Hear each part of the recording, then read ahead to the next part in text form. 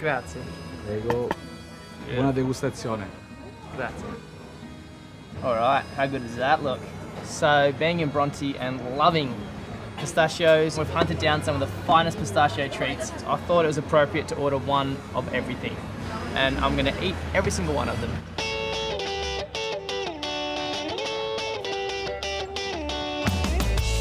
G'day guys, my name's Guy Tellon from Bondi Harvest and we're on a journey to source the finest ingredients we use in our everyday cooking. We're here to find the people, the places, the land that produce the vibrant flavours that we eat every day. So we're here in Bronte, Sicily, to source the finest pistachios. So come with me and let's go find the source.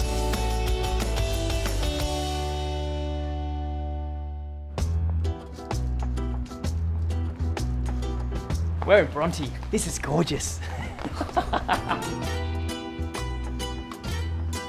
Located at the base of Mount Etna is Bronte, and it produces some of the world's finest pistachios. The locals call them green gold. But this wasn't always the case, as pistachios aren't local to the area. They're actually introduced to the Romans first, and then 900 years later by the Arabs when they invaded Marsala. So let's go for a walk, check the town out, see what we can find.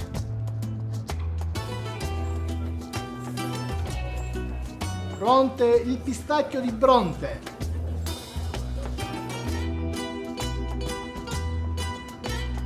They've even got their own twist on the classic arancini, which is like a Sicilian street food.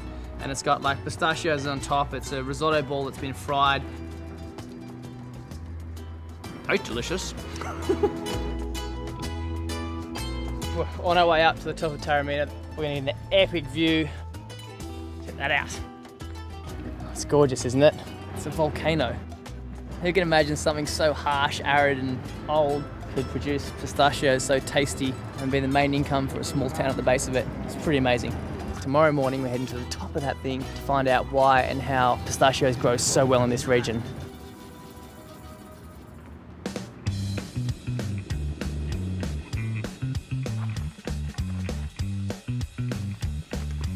Wow. Oh my God. Welcome to the Ox Valley. This is a very interesting point. This is the natural limit from the whole crater. The volcano Etna started under the sea and arrived in this point. Wow.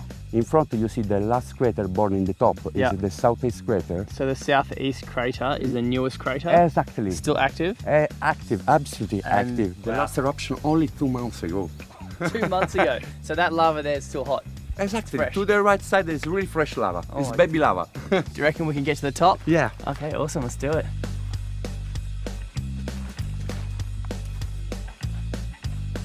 Alright, so we're at the top of a crater. Look at it, you can see all the way down there, it's epic. How stunning. How small does this make you feel? So the pistachio plant itself is actually a desert plant, and it's Mount Etna that provides the perfect environment for these guys to really grow and flourish. It's this volcanic rock and ash that really makes the pistachio from Bronte stand out from everywhere else around the world. It holds so many vitamins and so many minerals. It's sort of unbelievable.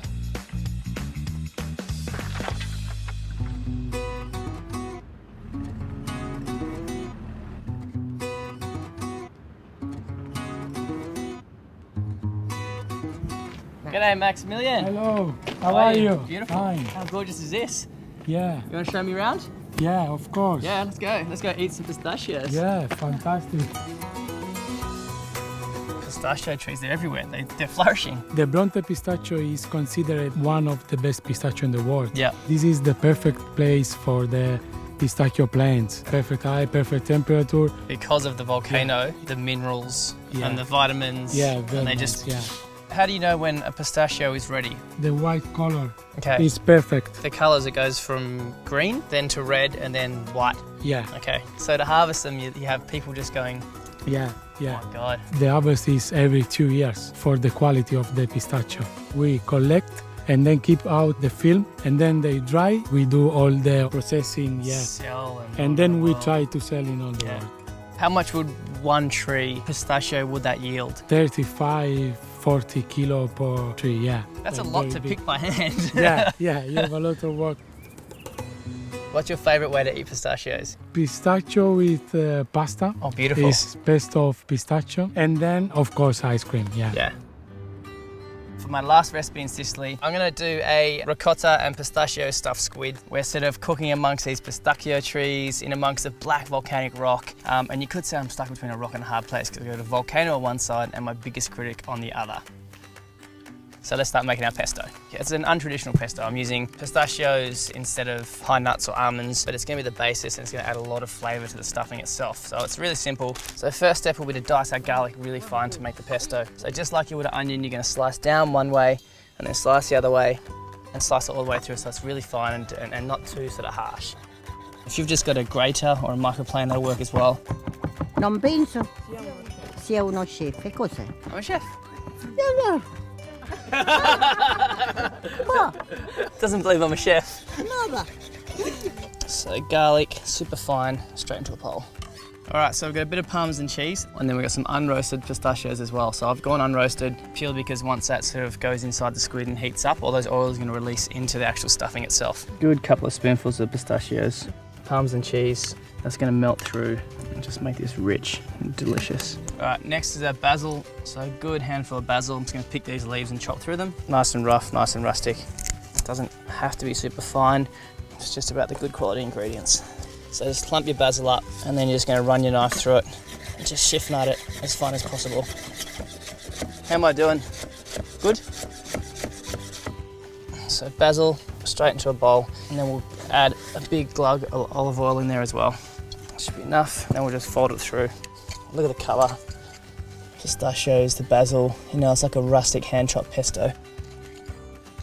All right, so I'm going to pop that to the side and then we're going to start cooking the remainder of our stuffing mix. So first step is to slice our onion, and a trick with slicing or dicing onions is keep the root on and it holds the onion together. So slice some garlic fine. I'm not going to dice this, I'm just going to slice it. It's going to be cooked down and it'll be tender. And then we're just going to go a little bit of that chilli as well. Add as much as you want. If you like it hot, add more. If you like it medium, a little bit less than you would if you added more. That's going to go into a hot pan with a bit of oil. All right, so next is some lemon rind and some fennel seeds. If you had a microplane, you could microplane it. But again, I'm just going to use my knife and keep it nice and rustic. And you just want the yellow, none of the white stuff. That's all you want just there. And then what we're going to do is just slice through that. Some lemon rind in there, a few fennel seeds as well. Give that a toss through. And then we'll wilt some spinach. It's just going to wilt down and soften up so that it'll actually collapse and cook in to actually quite a small amount.